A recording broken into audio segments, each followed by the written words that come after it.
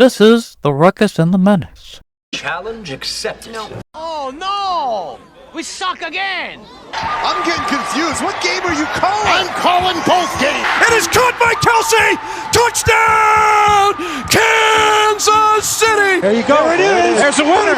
Look at that. Say what again? Say what again? I dare you. I double dare you, Alright, count me down, dude. Ruckus and the Menace episode number 185 will begin in 5, 4, 3, 2, 1. Ladies and gentlemen, welcome to the Ruckus and the Menace episode 185. And today it's sunny, and not just any kind of sunny day, but a sunshiny day. You're welcome, Alex, man.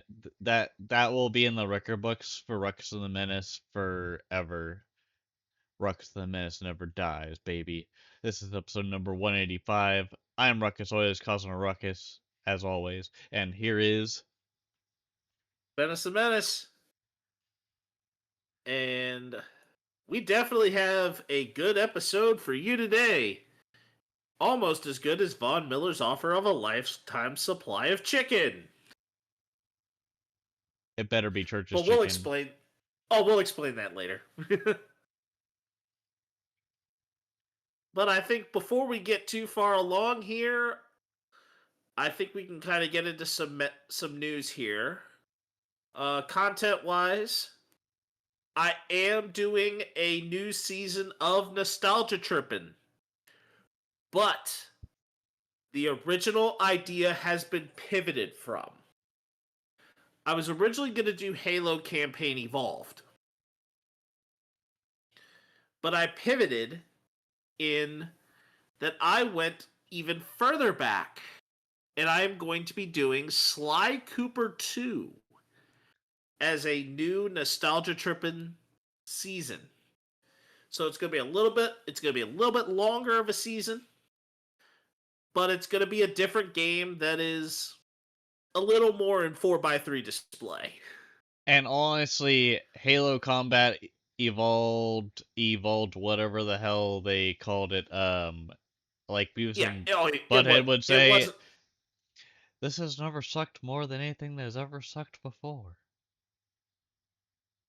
It was definitely, like, I will say that I liked some of the changes that they did in terms of presentation, but I think it also came across as a little busy, audio-wise. This sucked. And that's my Beavis and Butthead impression. You're welcome, America, and other countries, whatever, wherever we get your fine ears from for this podcast. Anyways, sorry. The Mario Party trilogy series that I have currently been going on with Alex Mann and his buddy Life of Link. That is still going on. We just completed the recording set and uploaded already onto his channel the Mystery Land. And finally, I get a good game in Mario Party 2. Super Bowl runs this year. Nope. Are becoming very unlikely to do this year, sinking quality of Madden as a whole, and I just am gonna say I think I'm also gonna run into a lack of time that I actually am going to have on my hands to be able to do it. I'm gonna be really honest with you. I wanted to go out with a bang last year with the Super Bowl race. I just felt like at some point I was gonna run out of time to make it great, because I was trying to 3D print some helmets to be like a cool, like, head-to-head kind of thing, but at the same time I realized, oh, this is a lot more work than it seems, so I'm just not gonna do that.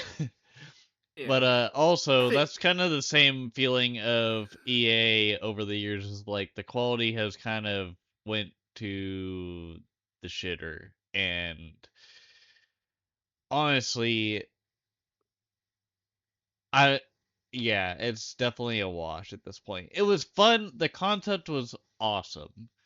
It was like because the concept was get a team that's more than likely not going to actually go to the Super Bowl, get them to the goddamn Super Bowl. That was the key. And it was fun for the first couple of seasons because I did my first one was the Chargers. You had the Chargers. And then the next one after that was the Bears. The Bears. And then it was that. But the Raiders. Keep in mind, the Chargers were pretty much a fever dream to even get to the damn Super Bowl the year that I got them there against the Chiefs in the AFC Championship, mind you, and then got lucky with the against a team that probably sucked, but that's Madden's RNG, but I digress. Yeah, the Jaguars one, I had some very interesting games. The Commanders one, I had a little bit of. I think the one that gave me the most what the heck moments was definitely my Panthers one. Because I would say second to that, lineman advanced a fumble for a touchdown in my Cardinals game. I had a weird bug in the second season, or no, it was probably it was third and 84? No, that was the first season. Yeah, my first season had a weird bug, and then the second season had some odd shit happen too, but it was like later on, I believe. And then third season was just complete like 180 of what the Raiders' identity was. Like Ashton Genty in the game was a fucking monster.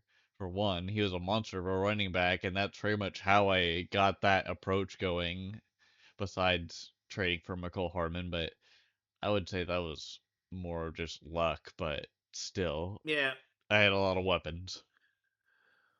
Defense and offense. Yeah. Other content ideas are being mulled over. I potentially could be doing a natural habitat series with PBA Tour 2026 if it likes to be stable with me. There also could be some Alex Man and I content down the line. Whether it involves me going on to his channel for a main line or him coming over here for a sidebar. I'm gonna be honest with you, in a ruckus fashion that I have had, I was thinking about amping up the Ruckus Dirty Laundry just stuff that goes on with that, where it's because Ruckus's Dirty Laundry was more of like a short thing where I just kind of spoke my mind about things, but I was thinking this time it'd be almost more like a Lewis Black segment where I just kind of rant about things, but it would be like special here and there like instances. It wouldn't just be like every week. It would have to be something significant, but not to the point where it would ruin what Ruckus the Menace is about. Yeah.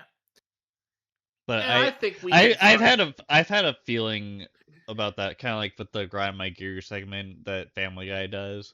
Like I really wanted to do one in this like podcast, but at the same time, like we don't really necessarily need it. But anyways, let's keep going. Yep. Let's move on to the Eastwood segment now. Get right into what we do best with the good, the bad, and the ugly. Wah wah. That sounded completely like you weren't invested in that at all. There was no full send. But I think we definitely could be on full send. Damn it, it didn't capture that. Okay, I went for a full... God damn it, it didn't even capture it in the... Okay, so I was trying to do a... It still didn't capture it. God damn it. I was going for like a long wall. And I didn't capture it through the mic, and I was just like, no wonder he's not hearing it, because it's non-existent in my mic. Anyways, what's good this week, Spinnis? Yeah, I think what's going to be good for us is that we actually may have some time to enjoy watching a baseball game at the Field of Dreams, as the Red Sox and Royals will play each other in the game next year, barring a lockout. Also, barring depression, depending on how the Royals do next year, but I digress. But other than that, speaking, even though I digress over a digression, I think this year's Field of Dreams was kind of poo-poo, but that's my opinion. Anyways, let's keep going. Yep, and the bad this week comes with the walking accident waiting to happen, absorbing Von Miller in free agency. Or as Ruckus would say, Dallas Cowboys absorb Von Miller from one lazy boy to another. Survey says. Just kidding. but for real, he went from playing for the Bills barely, and then going to the Commanders, and they're like, "Hey, you want to play?" And he's like, "You know what? Fuck it, why not?" And then after that, he was just like, "You know what? I don't know where I'm gonna go." And then all of a sudden, the Cowboys called, and Jerry was like, "You know what? Vaughn, you're a good defensive man, and I'm delusional as fuck, but I'm willing to give you this offer, and also a lazy boy in return." although he had 9 sacks as a commander last year. He had 9 sacks as a commander last year. It's not Which is not terrible. it's not a slouch effort, but I just Not a remember slouch effort. against the Bills, or when we played the Bills, he was like barely there, and he was barely doing anything. But also he had a torn ligament in his knee, which didn't help. But at the same time, like Yeah. I don't know, they overpaid him anyways. But at the same time, he was a different breed. I don't know, Oh, but but I it's believe still fun to Von make fun Miller of the will be a Cowboys though. future Hall of Famer. Yeah, It's he'll be a still future Hall of Famer. But I think what's even more wild is, of course, talking about that lifetime supply of chicken. He is trying to get the jersey number 40 from a now teammate of his. And he's made a few offers, and that was definitely one of the wildest ones that he had mentioned. The wildest thing is Jerry Jones thought that Von Miller was still mostly relevant, besides the stat that you just put with the 9 sacks. Like, come on, man. Like, you're trying to reinvent the defensive line. The last person I would think would be Von Miller. Let's be clear there. Or at least Von Miller would have been a great choice about 10 years ago. Proving my point. But, okay. Let's. And Downright then the ugly. downright ugly involves my team's own quarterback. Is that Jaden Daniels' team got a little profoundly disrespected and has filed a cease and desist about the NIL for LSU involving his name, image, and likeness, which they are trying to claim involves a jersey number as well, which really it kind of doesn't. I was kind of wondering how this would go because NIL has been very fucking loose. It opens up way too many new cans of worms. Amir for Khan! former Sorry. players. As if he didn't already open enough of them. I just think this Jaden Daniels issue involving DJ Pickett and the number 5 at LSU just opens up too many. It opens up too many cans of worms that, like, what can former players do as far as regarding their name, image, and likeness after they graduate? And what's the limitations of what you can use for that footage, like footage or this? I think you Like, kind of get screwed as far as, so hear me out. So you know how like high schools normally, depending on your region or whatever, for the most part, like in the suburban area in my high school, um, we kind of had not a lot of haysayers or here or there, like just people that you knew from the high school, but I feel like that should be the same treatment with colleges as far as like, oh, they got here, but also were famous because of this. I think they should cut the uh. I think that lawsuit's probably going to fall over if I should sum that up because um I think hopefully if the NIL isn't stupid in the literature for the legalese, maybe Jay Daniels gets cut off of that lawsuit. I don't know. Well, I I think don't know that what the fuck I'm I saying. do think that this is. Here are a couple of things I think of it. Number one, I think the whole thing is a severe overreaction. I think he's overreacting to the whole thing. Number two, something tells me that I don't think that this was fully Jaden Daniels behind it, even though it was his team. Also, someone's gonna have to restock those can of worms.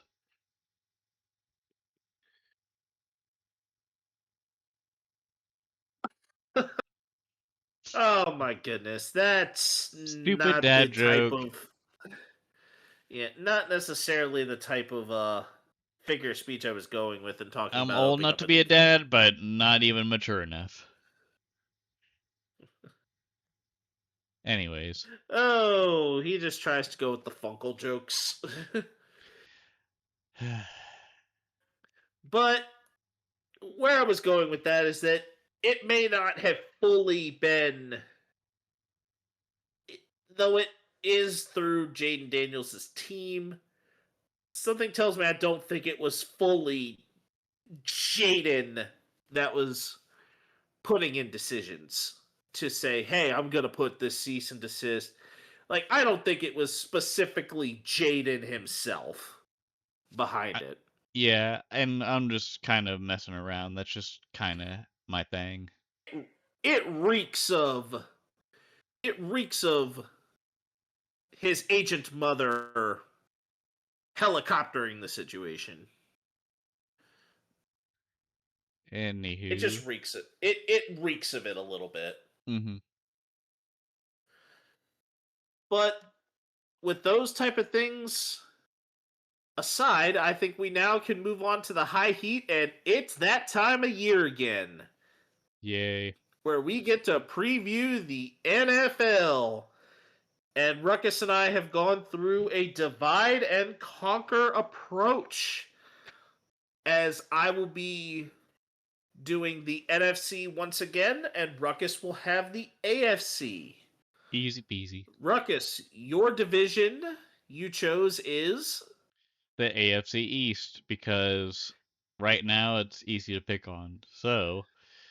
and I will be talking about the NFC South, which is a division that does a lot of beating each other up.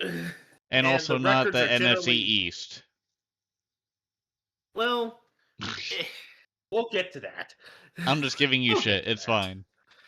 Oh, we'll get to that. But I also was saying with the NFC South, also the records that don't show for it. And so, Ruckus, which team in the AFC East do you think is going to be the winner of it? Ooh, it could be a huge tie between the Patriots and Bills, but at the same time, who knows what the hell AJ Brown's gonna do with the Patriots? He might be the man in shining armor that the Patriots need, besides Drake May. But I think the Bills, hopefully for the love of God, will just pop the cherry and eventually get to the Super Bowl, but I just don't know if this is the final countdown.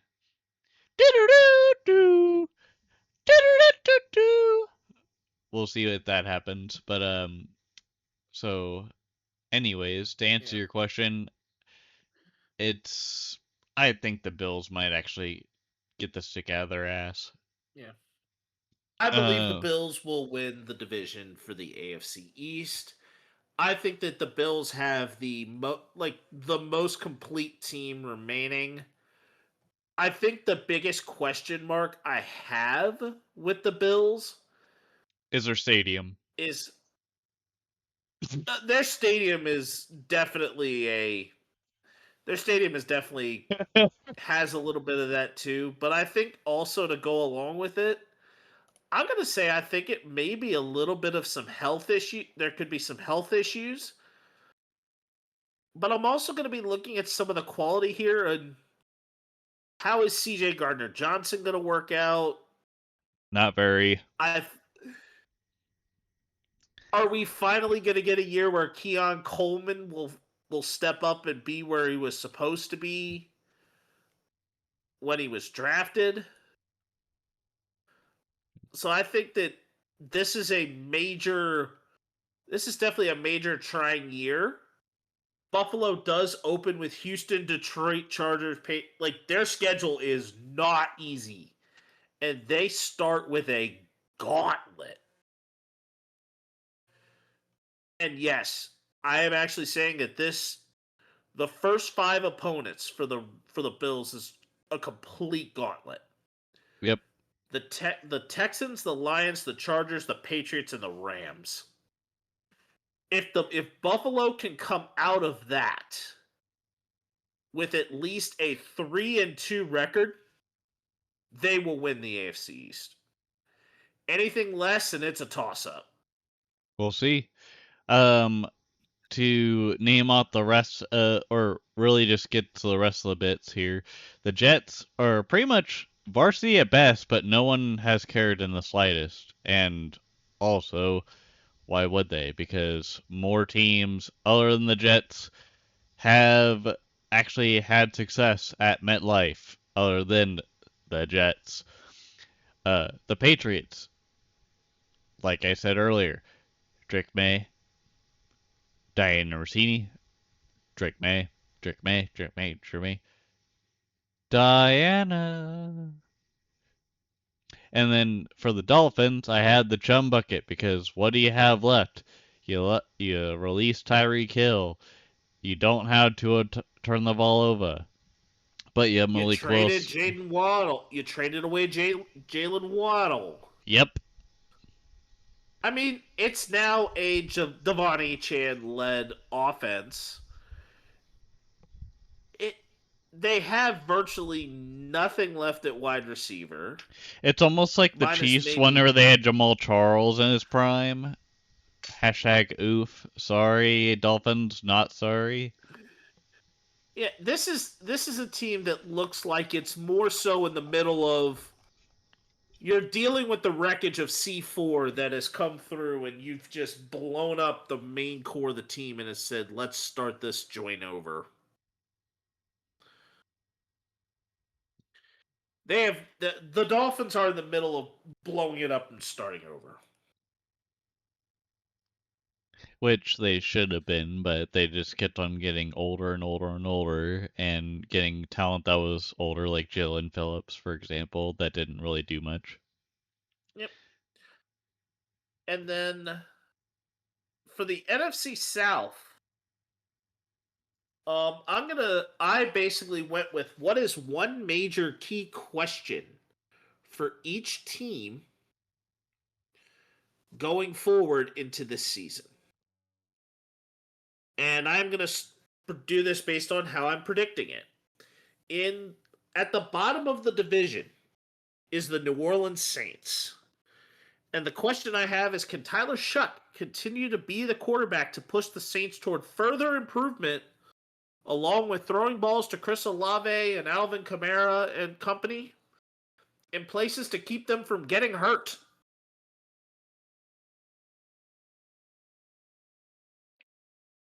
Because I know that injuries have been a big bugaboo for the team in the Bayou.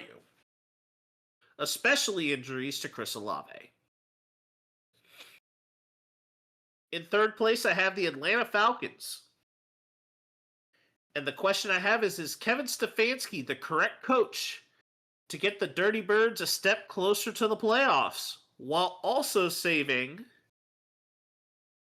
Tua turned the ball over Wiggum from himself. And possibly having confidence in Michael Penix Jr. to actually get it done. And can Kyle Pitts be relevant again? That is, or remain relevant and stay out of tight end jail. In second place, I have the Carolina Panthers. Can this team continue to show that they have the sauce to potentially steal the division away from Tampa Bay and also pick up where the success left off a year ago? And they're very much showing that they picked up pieces to be entirely capable of this being possible. So some of those notable pieces, of course, you have Tetero McMillan, Jalen Coker, who are already there. But you've also got still the core remains the same, but I think they've done a lot more on the defense to get it up to speed. And I'm almost excited for what Carolina can bring to the table. But I believe the winner of this division will be the Tampa Bay Bucks. But they have a major question to answer. And that is with two major pieces of their offense from last year, Rachaad White, who went to the Commanders, and Mike Evans, who went to the 49ers, leaving for greener pastures, and two more key players dealing with internal struggles with the organization as Baker wants a new contract and Vita Vea wants out. Can they still come together and continue their reign over the division? Maybe if it wasn't ran overboard or off. Anyways. Yeah, I'm gonna say as long as they don't walk the plank. Yeah, I think the Bucks will. I think the Buccaneers cannons will still be firing. Where is all the rum gone? It may be it's spent on Baker Mayfield's contract. Don't. Yep. And which division will you be talking about next week, Ruckus? The AFC West. Shocker to no one. I am going to be going with my division next week in the NFC East. Because I believe the other two divisions are just a little bit better in terms of quality of teams going in. And plus, I would like to get a little bit of talk about the NFC East going. And now we are going to go to our stud and dud of the week. All right. You ready for me to do my reenactment? Yep. Go for it. All right. So for my stud, I have the IRL Billy Haywood, Pete Crow Armstrong, with the leadoff blast and a walk-off blast in the same game. It's almost like he was on something, but at the same time, I don't know. He's a stud for a reason.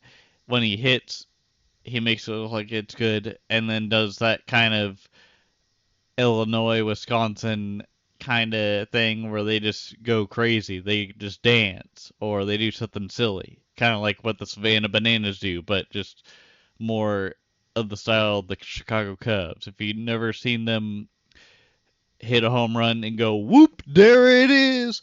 Whoop, there it is! Or whenever they win a game, it's go Cubs, go! Go Chicago! I probably screwed that up a little bit, but go Cubs, go! Go Chicago!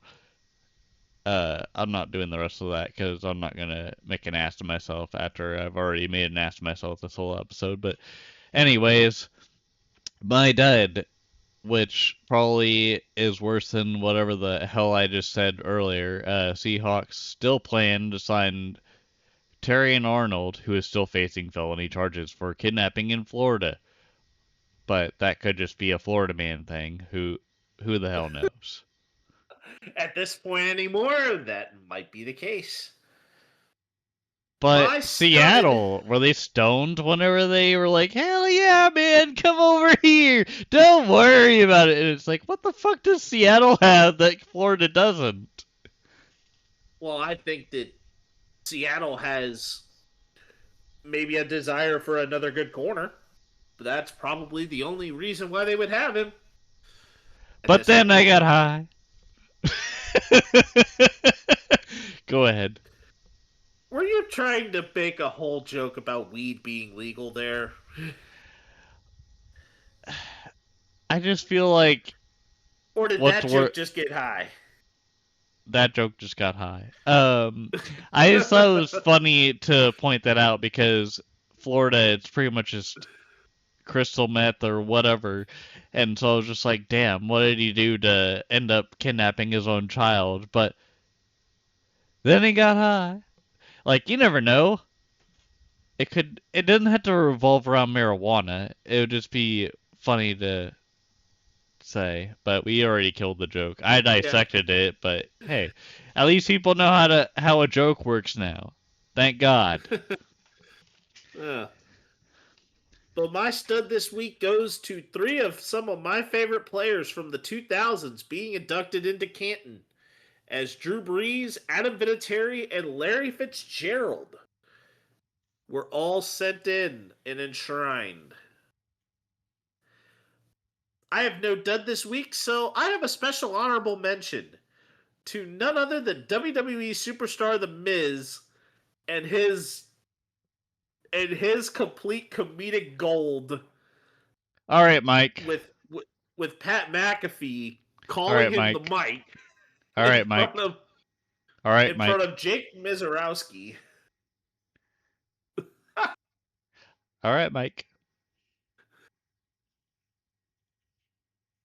Keep going. I'm done. Yeah. I am definitely waiting. Go ahead. But all right, let's just move on to the lights, camera, action at this point. No, keep going. We're fine.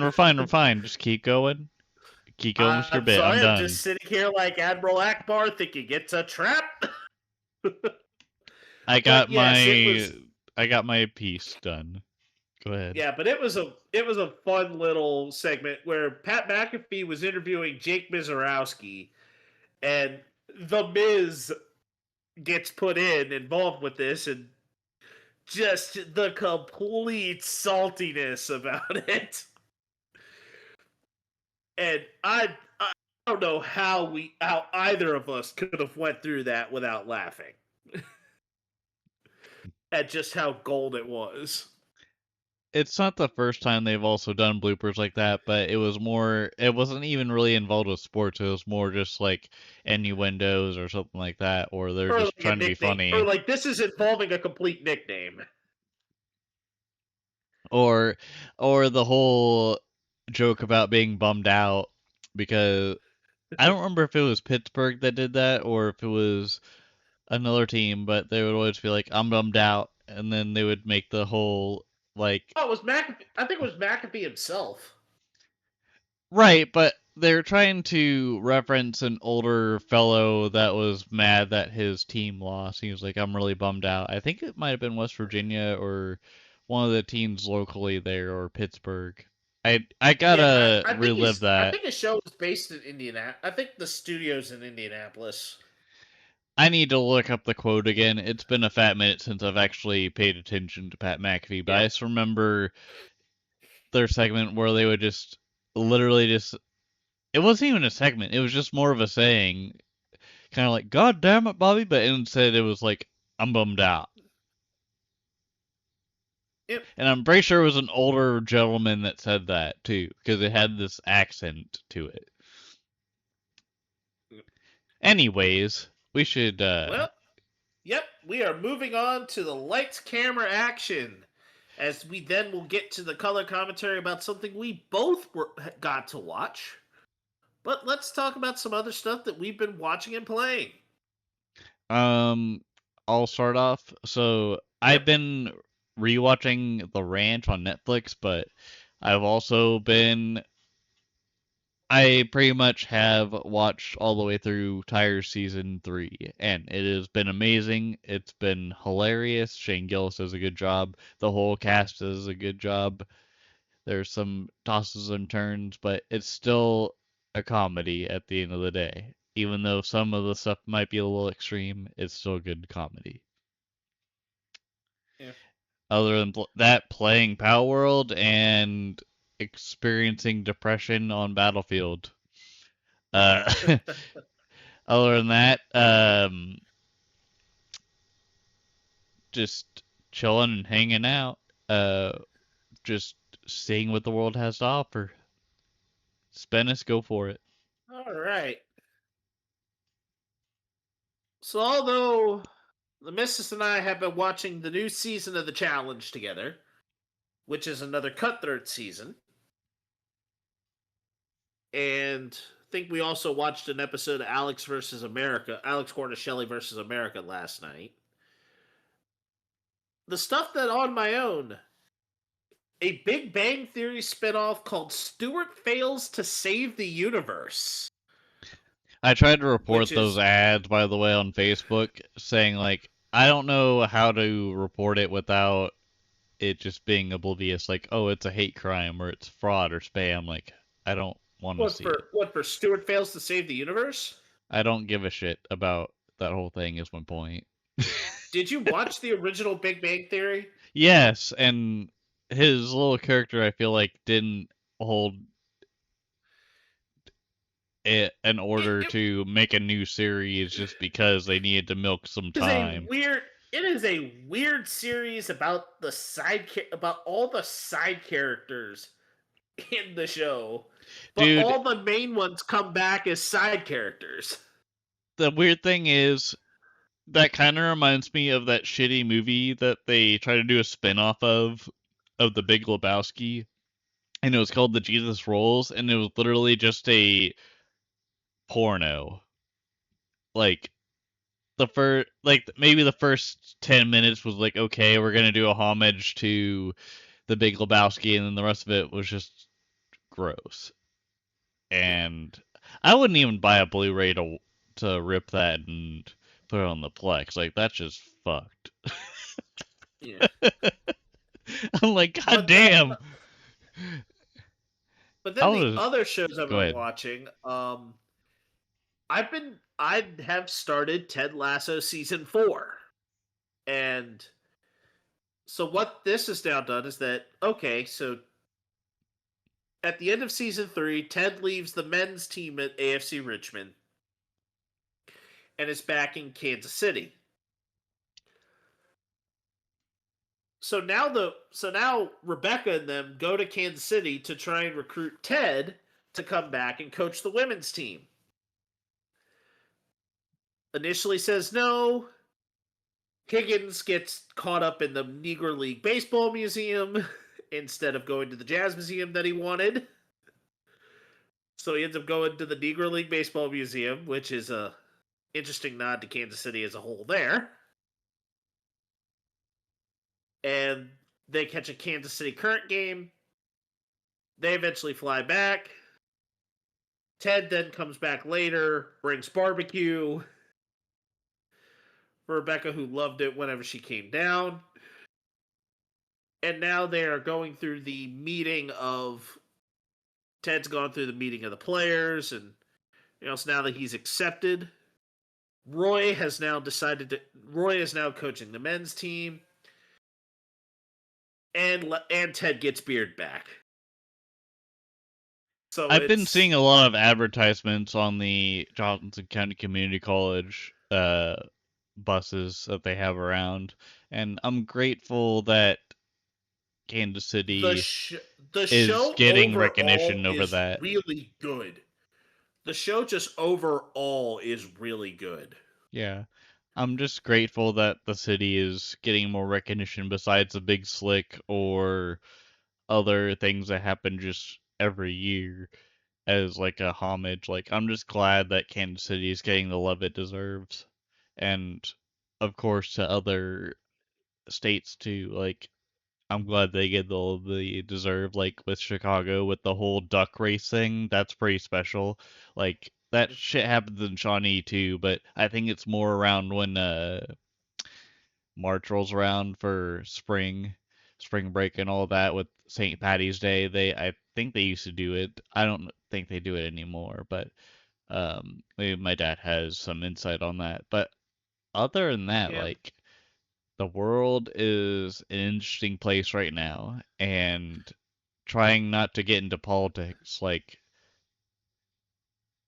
it's in a very weird place. That's all I'm gonna say. Anyways, Yeah. Spanish, keep going. And then so far, I have also been watching season 1 of Nation's Dumbest. It's hosted by comedian Jack Whitehall, and the game show flips the traditional format with winning being the last thing a customer or any of the contestants want, because if you win, you go home. It sounds like one of those free channels on the Samsung Smart TV. Well, here's what it's at. The cast of Nation's Dumbest included Hilaria Baldwin, Carmen Electra, Anthony Michael Hall, so a member of the Brat Pack, John Heater from Napoleon Dynamite and the Benchwarmers, Chase Hudson, Ice-T, L. King, Matt Leinart, Dr. Drew, Andrew Yang, Jojo Siwa, and Steve-O. So 5 episodes in, who do you think is still in? Don't care. But the show starts as a concept where it starts with a logic challenge. Um, Then can I do a this just in? yeah. This just in, PCA, hit or homer. Okay, back to you, Spanish. All right. I got a notification on my fantasy. I thought it was important because PCA is on an MVP type season, anyways. Yeah. But where it's at here is that they start with a logic challenge. Every person in starts with 2 stars. There's a logic challenge. If they complete the logic challenge, they get a star. If they fail, they lose 1. You can't go lower than 1, and you can't go higher than 3. Then there's a classroom session, then a team session, and then every episode will end with a final exam, in quotes, where they take the stars that they've earned throughout the previous 3 challenges as lives that they or opportunities to miss a question. If you're the last one with a star left, you graduate and you go home. Sound interesting. Oh yeah. And it's had some funny moments with involving Ice-T and John Heater and of course everything with Steve and a bunch of stuff with Steve-O. Cool. All right, let's get to the nitty gritty. And then I've been finished 007 First Light, still working on Splatoon Raiders and Rhythm Heaven Groove. But our color commentary is film analysis, where we both actually saw Spider-Man Brand New Day in the movie theater. I saw it with my parents, and thank you for attending that for my birthday. That was fun. Well, I wasn't there for that, but I also got to see it in my neck of the woods with the missus and with a couple my of our wife. friends. Yep. And we have some questions for ourselves. What did we think of it? Like really based off of like an overall like kind of the basics before we get into like any of the questions. I'm gonna be honest. With just the length of the film, without spoiling it too much, but at the same time, we're probably gonna have spoilers near the end, if any. But I think there was more slow burning things that happened that kind of killed my mood with that because I was more used to the action that was going on with Spider-Man. And then I also realized that in the middle of both the Sony Spider-Man with Andrew Garfield and Tobey Maguire, like they're both Sony, but I noticed a pattern with the Tobey Maguire stuff where it was more action-packed, whereas with Andrew Garfield, the first and second was mostly just filler, and I was just kind of getting annoyed here and there, but I at least was trying to gain a perspective between all the other characters and stuff and trying to figure out what was actually happening. But um yeah, I think the movie was pretty good for what it's worth, but there were parts where it felt like it was being milked a little bit, but that's just kind I of do my think general feel. I do think the 2 hour 30-minute runtime is long. Is long. I think they probably could have cut out about 15, maybe 20, made They things a could little more concise they could have found a and been better way okay. to manage that time. Yes, because yeah. I do think that the background stuff with Jean Grey was necessary. Which is I do good, but think I the also was confused as shit too. well, I think the piece that kind of like makes it confusing is why is Jean Grey in right now? That's why I was like, what the hell is going on here? Because at first I thought it was Mysterio, because if you count No Way Home, where they kind of reignite all the bad guys and whatnot, I thought, okay, maybe Mysterio is a part of this bullshit that's going on right now. Because the No, whole but I think time, Mysterio's been locked away since Far From Home, which was his movie. I just didn't know what kind of fuckery was going around with the studios to try to bring some character back to life if they wanted to, like there's always some stop they can pull depending on the demand, but at the same time, like I just Yeah. didn't know what was going on. Jean Grey, excuse me, I was kind of like, okay, that's just a character. Like I didn't know if they were just like a villain in the universe or what, and they did a really sneaky No. job of letting me know that they were an X-Men character after you told me, and I was like, oh shit, I didn't realize that. I just thought Oh. at some point she'd Yeah. be a side character in the movie, which would be cool. Which Yeah. like she was very stealthy. Let's just put it that way. Yeah. This is a movie that I am going to say, in terms of the timeline,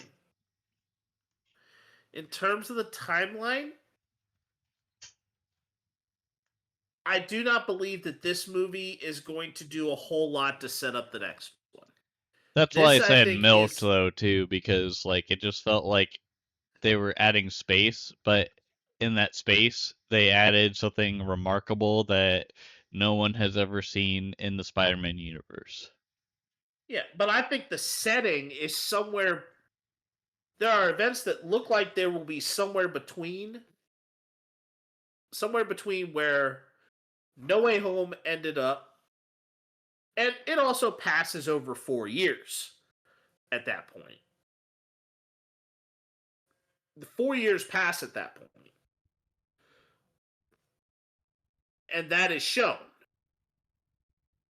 like through actions in the movie. That's fine, but then it's more so the setup point of where this movie is eventually launching you to is well beyond what the next movie that Marvel has out is going to be.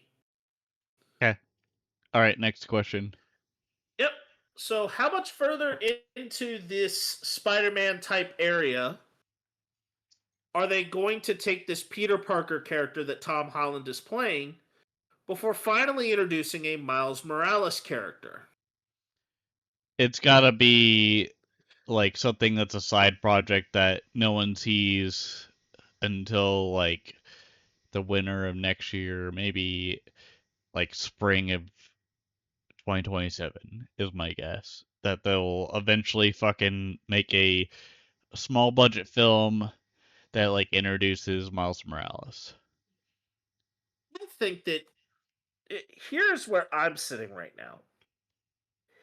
If it gets brought in as like a subtle hint in either Doomsday or Secret Wars within the next two,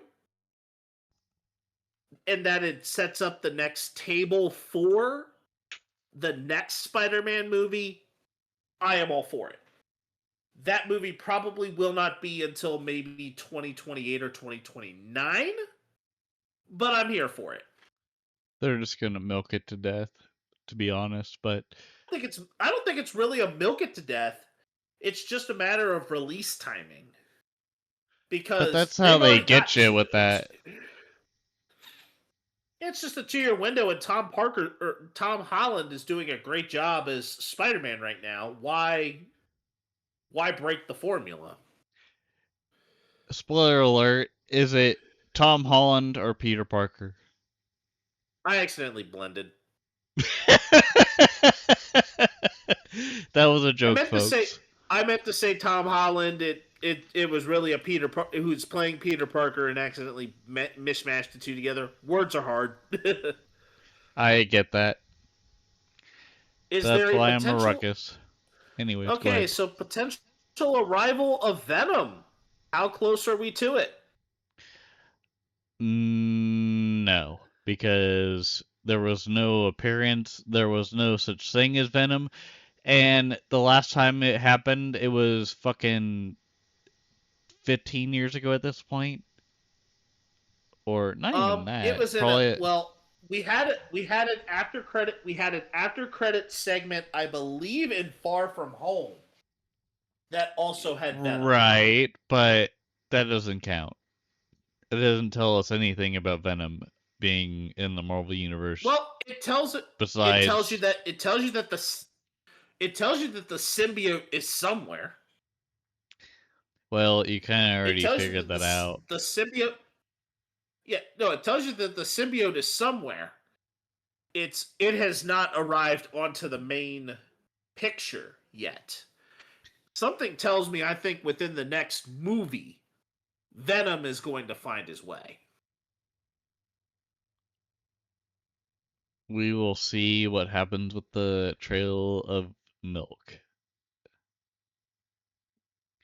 Anyways, let's get going. How shocking was the reveal of Sadie Sink as Jean Grey, where they kept that concealed until all of a sudden we just said it. I just didn't know who the fuck Jean Grey was. I was just like, okay, that's someone, and then I didn't realize, oh, that's an X-Men character until you told me, and I was like, oh, okay, well, fuck, whatever. Like, yeah, I get that there was a big X-Men movie that happened a year ago, but I didn't give a shit at that point. So I was like, Deadpool whatever. Wolverine did not have Jean Grey in it either. Well, I'm saying, wasn't there like a Fantastic Four movie too? Well, Fantastic Four was last year. Fantastic Four was last year. Okay, so maybe I was mixing that up. Yeah. But I figured, I'm like, with the look of Sadie Sink and her being a redhead, it instantly right away made me say, yeah, I kind of already figured she was going to be Jean Grey. Like, it was terrible in terms of the shock value of the surprise of where Sadie Sink was going to fit in the movie. I thought it was very sneaky. Like, I was like, damn, that's pretty good. Like, because they were showing her at the premiere for the film, and I was like, oh, Sadie Sink's there. That's cool. We'll just see what the fuck happens there. And then it's like, oh, she turns out to be the person that you're most interested in, but don't know who it is. And it's like, that's cool. Like, she was very sneaky, like a sneaky little snake. No, as soon as I'm like, okay, the mind control, I'm like, it right away screamed like there are very few Marvel like I don't think there's that many Marvel characters with mind control. I thought Mysterio at first was like there was that he's the only other motherfucker besides maybe Green Goblin, but Green Goblin's just a manic dude anyways. But Yeah, the only other person that it could have been that was really like major that would have said, "Yeah, this is absolutely going to happen," other than Jean Grey, was Professor X. yeah. Otherwise, Emma Frost is something that's completely secondary. I mean, For for there's the many that record have though, it. for the record though, I didn't really think outside the box when it came to like the fact that you could have X-Men characters and whatnot into a Spider-Man movie. That's why I was kind of thinking, okay, there might be more action in the movie rather than just dialogue and stuff that would lead up to the action later on. But like, Yeah, I don't know. That's but where here's my the mind was at. But I was also kind of trying to be. I was trying to channel some of the stuff that I read on Reddit about what could have been a spoiler, and then it turned out it wasn't. So the but whole Venom Secret thing, I was Wars like, God is damn it. a they are playing heavily into Secret Wars, which is a comic book series that is a yeah, they're basically playing into Secret Wars. And it's very obvious because you've got Doctor Doom and the Battle World. So that's going to be something that I think is going to be coming around as well. You could be right. I think I'll maybe pay attention to Avengers Oh Doomsday, no, but we'll see. it's complete like it is completely told because Doctor Doom is officially going to be around for Doomsday. They've already announced that Secret Wars is the next Avengers movie after Doomsday. So we already know Secret Wars is coming. We just don't know how it's going to get set up yet.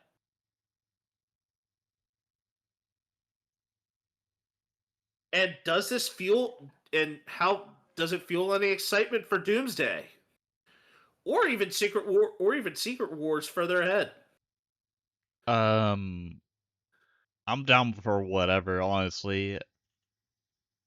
They can add or subtract whatever they feel like doing for said movies, and maybe they do what the audience wants or likes enough to where they'll keep paying money to see said genre or whatever. Oh yeah, Honestly, I don't I don't have much excitement for Doomsday or the other stuff because I feel like it's just a money grab, but I'll let you oh yeah. keep going because I feel like you're more I see passionate this as on the entirely project. possible. Oh, I see this as entirely possible. I think that I bring don't want to kill anybody's dreams over this. I just feel like they're I bringing the just don't right care. characters back. They're bringing the right characters back. They're working everything along to make sure that things are working properly. Then why This didn't they is do it in the first place then? Because they got well, greedy. not exactly. I think that remember how you had the first season of Loki and everything with involving Jonathan Majors in the movies as Kang the Conqueror, and then he had then he caught a case and everything got completely white, or pretty much his character got wiped off of the face of the earth, and every single Marvel movie from a certain point in time just kind of got forced to pivot in like a weird way that didn't seem like it made sense at all. I think you're onto something. Yeah. We're now getting to a point now where some of these movies coming in, like Captain America 4 did, like some of these movies are just progressively getting better and better because Captain America 4 didn't quite work out, but Thunderbolts had some good success. Spider-Man Brand New Day, and you're building everything up into Doomsday. You're building everything up to Doomsday. I mean, Here it is. what else are we going to build up besides just Spider-Man is awesome and you have Well, some other guys that haven't really been introduced, or maybe they don't need any introduction. and They just kind of fuck I shit think up. what's fun. Oh, what's fun is that they're bringing in. Is that yeah? This whole Avengers Doomsday thing is bringing new X or like the old X-Men in. If you remember the old,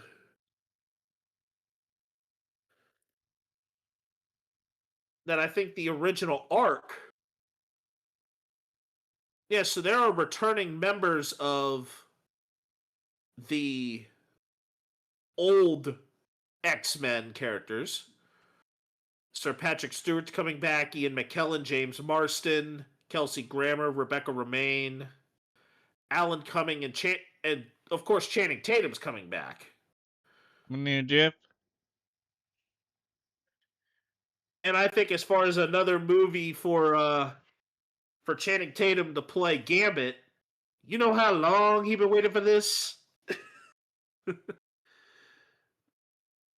And now there's new I like remember Saul actually having that as his like intro thing whenever he would join voice chats. It would just be like, you know how long I've been waiting for this? And I'm just like, the fuck? I it was basically the Deadpool and Wolverine was Channing Tatum's first movie as Gambit. And it's been a passion character for Channing Tatum to want to play. And I love his full blown Cajun accent for it.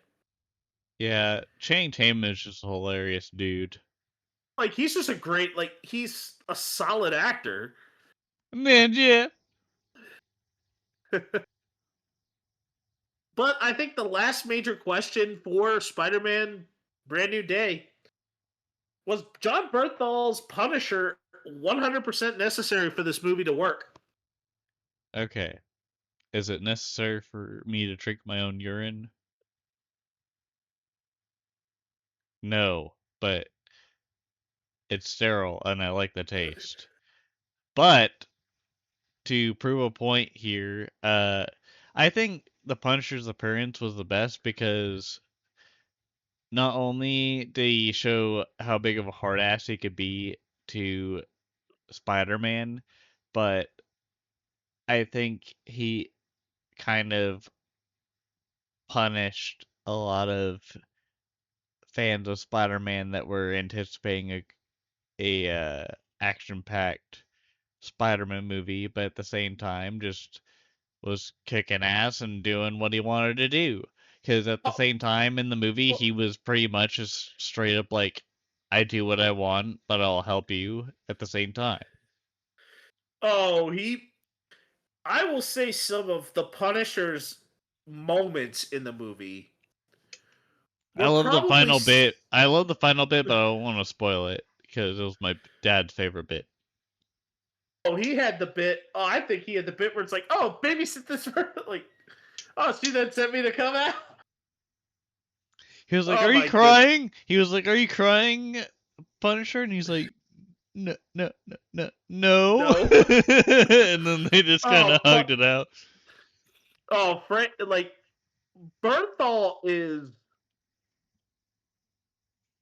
Bernthal's the right actor for the Punisher. He's kind of got that hard tone. He's kind of got the hard tone in his demeanor. But I think in this movie it's like you have the Punisher who's just this straight straight strapped, like hard like complete like no nonsense person, but yet it counteracts the snarkiness of Spider-Man in a way that it works.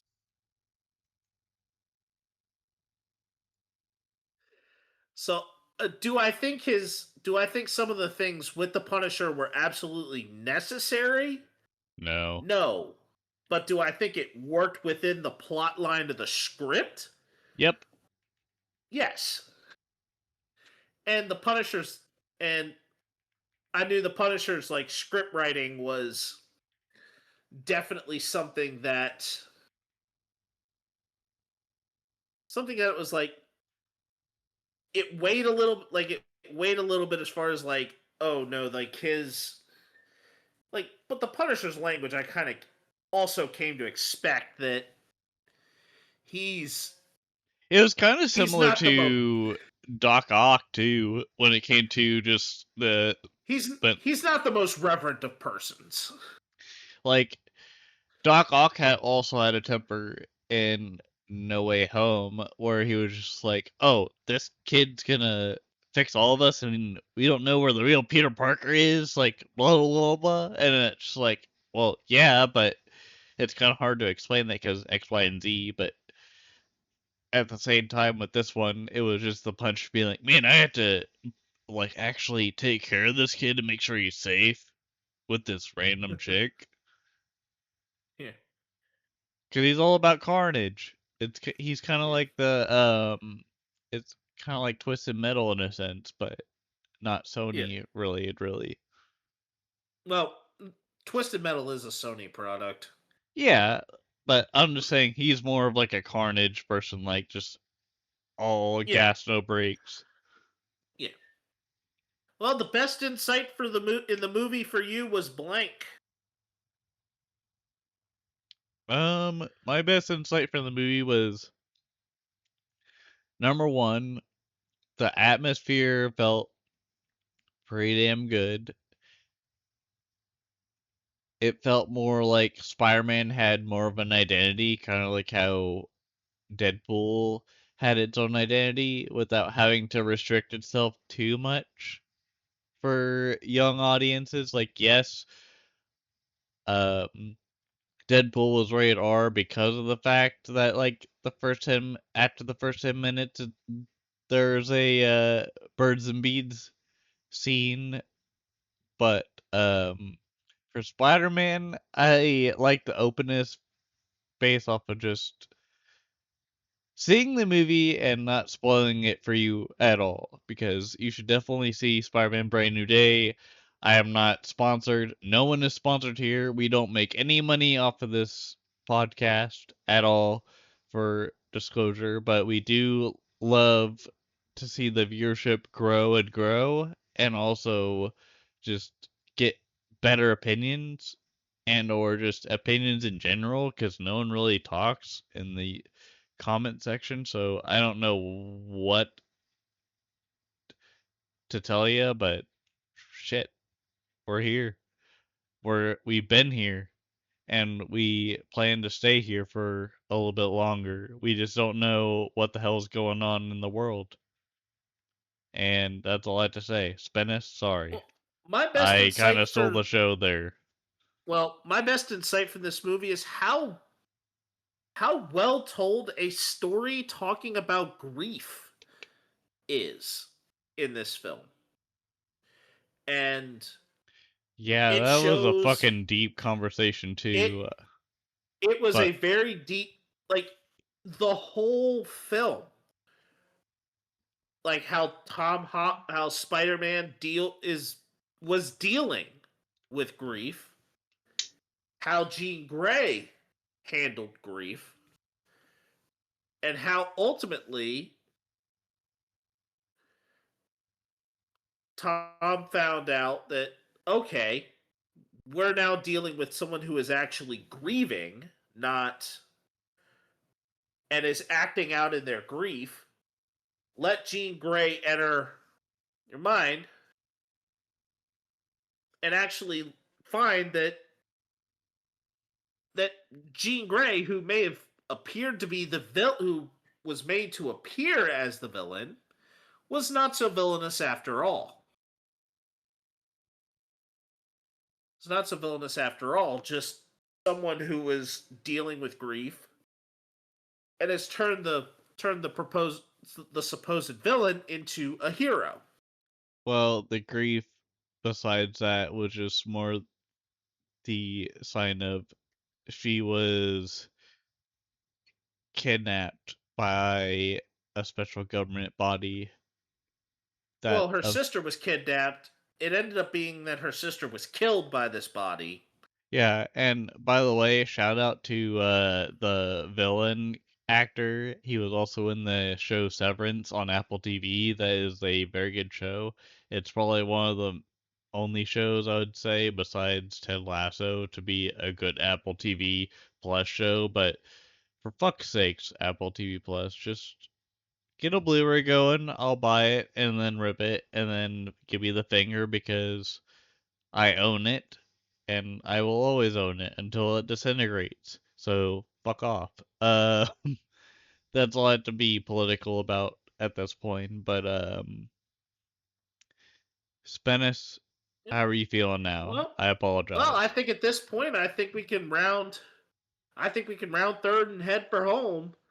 And we, unfortunately, for the first bit, are gonna go on to a bit of a somber note as we had two notable passings in sports. As Tommy John, the pitcher famous for the notable elbow surgery, had passed away, and just found out earlier today, that ESPN's co-founder Bill Rasmussen also passed away at 93 today. I mean, I never had to deal with a Tommy John surgery, so didn't Me neither. necessarily. Yeah. But the Rasmussen one, the creator of a network that we've appreciated ever since we were kids. I think at this point it was time. Like Yeah, the way I Parkinson's. the way I think of Parkinson's was Lot, ultimately what took him. yeah, the way I think of loss at this point is you try because when you're a younger lad and someone dies, it's kind of like okay, that shit happens. And when you process more and more of who that person was, it's definitely more of a setback or Yeah. of a Oh, just take some time or whatnot. yeah. And like, um, for the record, The closer to home, the harder it is. for the record, a couple months ago, my grandfather passed away on my mother's Yeah. side, and I'm doing all right. And I really just wanted to tell you guys that my grandfather loved to spoil me, and my favorite moment was when we went to opening day. I believe it was the year that Coppin Stadium was renovated, where we had the big crown for Coppin Stadium.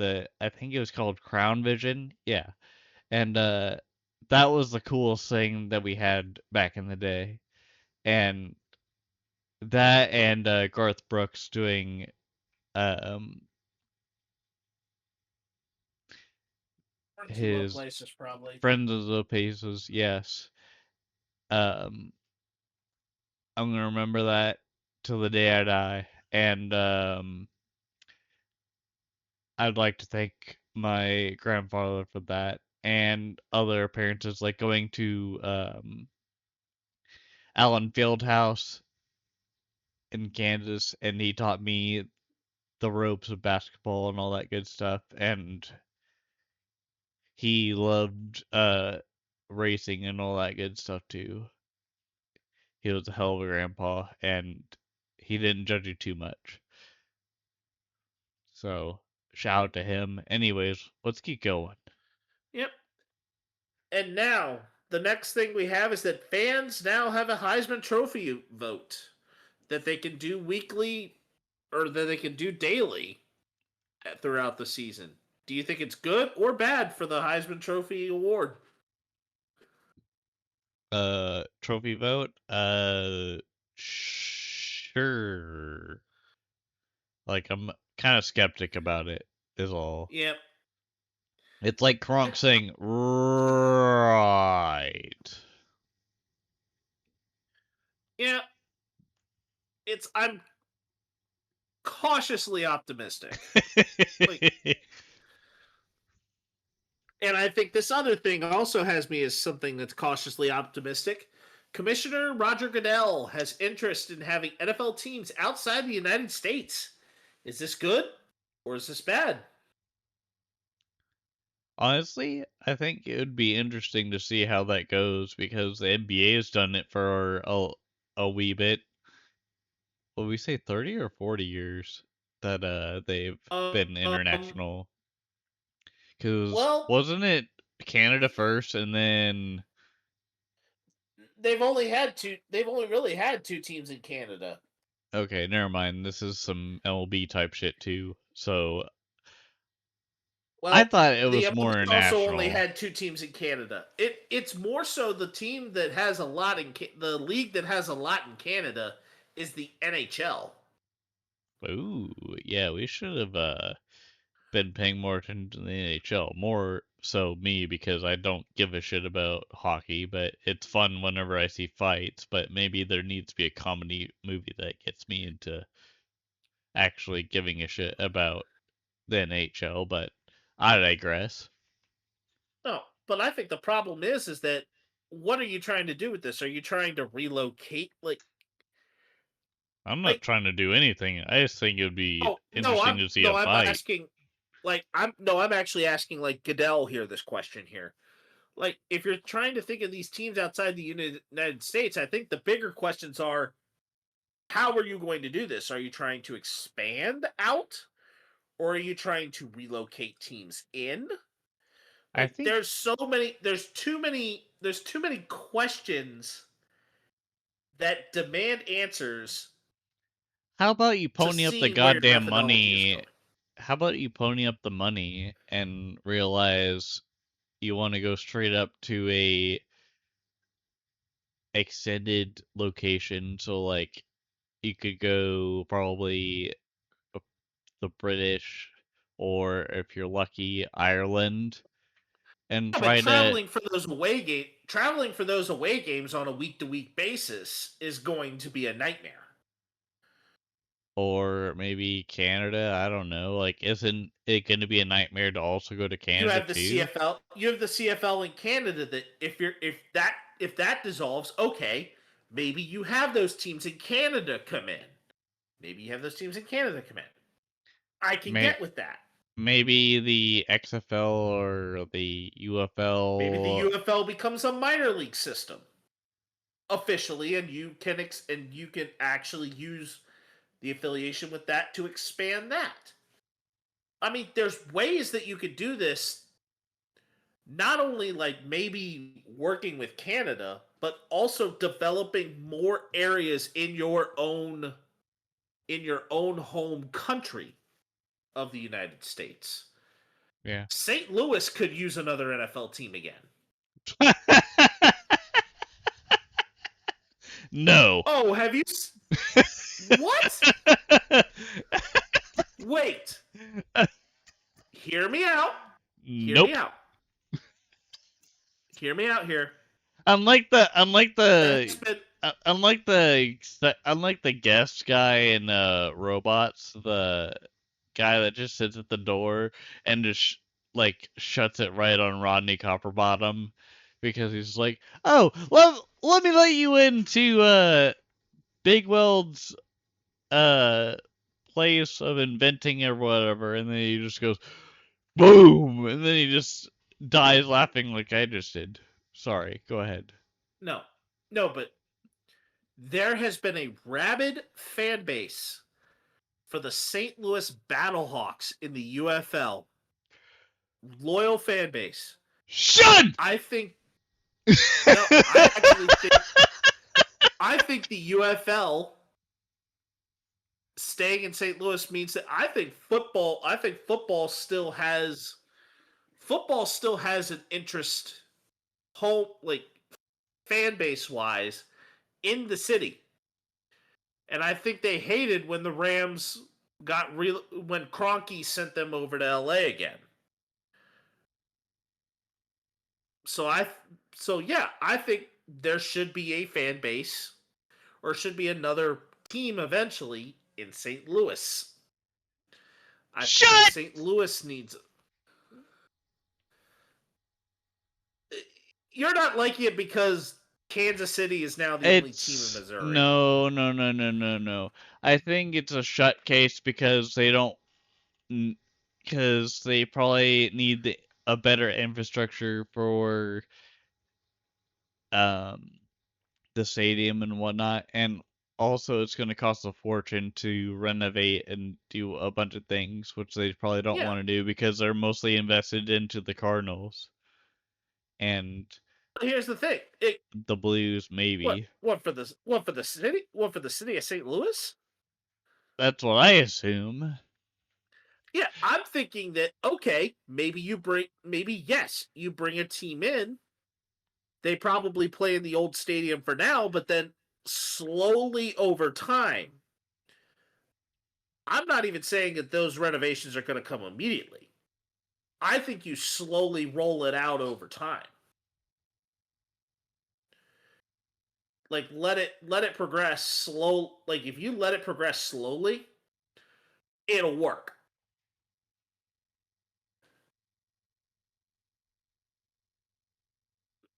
I think St. Louis is a viable spot. I also think that the San Antonio Austin market could work. I think that's probably more viable. Well, I'm saying that that could be a good second market. Yeah. Um, I think a third market. Ooh, there's not really a lot of places in Middle America that kind of get really a great. So you almost would look Memphis. You almost look Memphis to get the other end of Tennessee. But but I I feel think those like are all just. I feel like most of those I feel like Iowa and Iowa's too much college.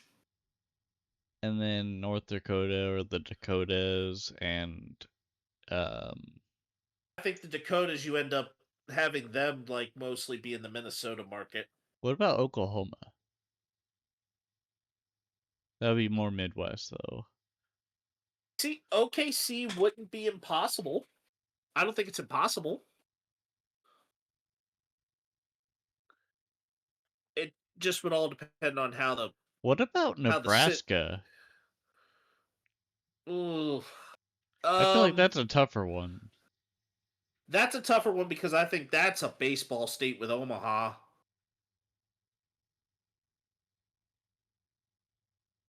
But I think we're kind of I think we're kind of flying a little bit further off. I think we can kind of wrap up here.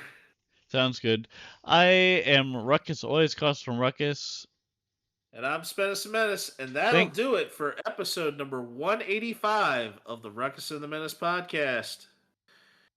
I am We Ruckus, thank always causing a ruckus, and sorry to ruin Spendus's outro, but I'll let him keep going after I say this one thing. Thank you guys for the birthday wishes. Even if you didn't know it was my birthday, it is my last year of being 20 in my 20s before I go to my 30s, and I don't know what's gonna happen, but I'm willing to stick through this ride and also stick with this podcast. There have been some ups and downs, but at the same time, it's just the moment and just figuring out when the right time is. Um, it's been a good ride. I'm here. Spence is here. We're your ride or die.